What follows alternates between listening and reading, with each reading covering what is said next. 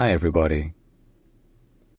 En fait, ce nom-là, beaucoup de gens pensent que c'est un prénom indépendant, et d'ailleurs il est parfois devenu, mais c'est avant tout un diminutif affectueux, disons une forme familière, du prénom Edward, ou en anglais Edward.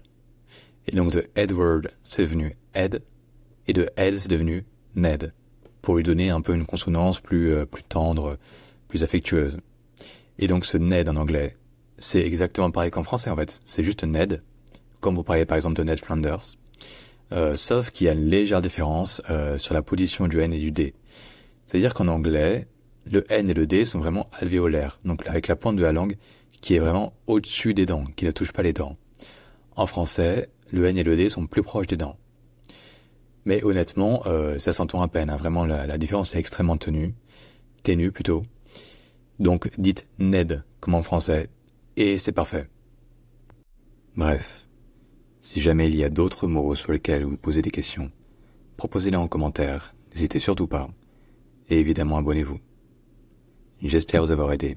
Et à bientôt.